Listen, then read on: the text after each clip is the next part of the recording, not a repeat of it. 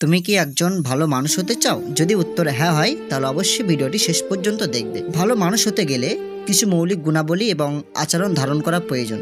Number 1, তোমাকে সৎ হতে হবে। সৎ থাকা একটি গুরুত্বপূর্ণ গুণ। কখনো মিথ্যা বলবে না এবং নিজের কাজের জন্য নিজেকে দায়ী করতে হবে। নাম্বার 2, অন্যদের প্রতি সহানুভূতি। অন্যদের অনুভূতি বুঝতে চেষ্টা করো এবং তাদের প্রতি সহানুভূতিশীল হতে চেষ্টা করো। তাদের কষ্টে সান্ত্বনা দাও এবং তাদের সুখ দুঃখে অংশীদার হও। নাম্বার 3, শ্রদ্ধাশীল থাকা। সবাইকে, বিশেষ করে প্রাপ্তবয়স্ক এবং অভিজ্ঞদের শ্রদ্ধা জানাও। ছোট বড়, ধনী দরিদ্র, বিভিন্ন ধর্মবর্ণের মানুষের প্রতি সম্মান দেখাও। নাম্বার 4, পরিশ্রমী হওয়া।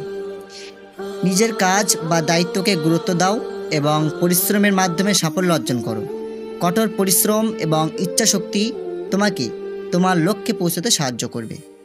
নাম্বার 5, ধৈর্যশীল হওয়া। জীবনের বিভিন্ন পরিস্থিতিতে ধৈর্য ধরে থাকতে হবে। খারাপ সময় আসবে, তবে তুমি ধৈর্য এবং সাহসের সাথে তা মোকাবিলা করলে তুমি আরও শক্তিশালী হয়ে উঠবে। নাম্বার 6, অন্যদের সাহায্য করা।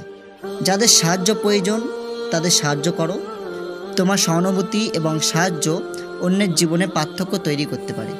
নাম্বার 7, ভদ্র এবং বিনয়ী হওয়া। ভদ্রতা এবং বিনয় সবসময় ভালো সম্পর্ক বজায় রাখতে সাহায্য করে। গর্ব না করে নম্র ও বিনয় থাকার চেষ্টা করো। নাম্বার 8, নিজের উন্নতি সাধন। নিজেকে প্রতিনিয়ত উন্নত করার চেষ্টা করো। আত্মসমালোচনা করো এবং নিজেকে পরিপূর্ণ করে তোলার জন্য পড়াশোনা, কর্মদক্ষতা, শখ এবং সুস্থ জীবনযাপন চর্চা করো। নাম্বার 9, ক্ষমা করার মনোভাব রাখা। মানুষ ভুল করে এবং তাতে ক্ষোভ বা প্রতিশোধের বদলে ক্ষমা প্রদর্শন করা একটি সুন্দর গুণ। এটি তোমার মনকে শান্ত রাখবে এবং তোমার সম্পর্কগুলোকেও ভালো রাখবে। নাম্বার 10, সঠিক সিদ্ধান্ত নেওয়া।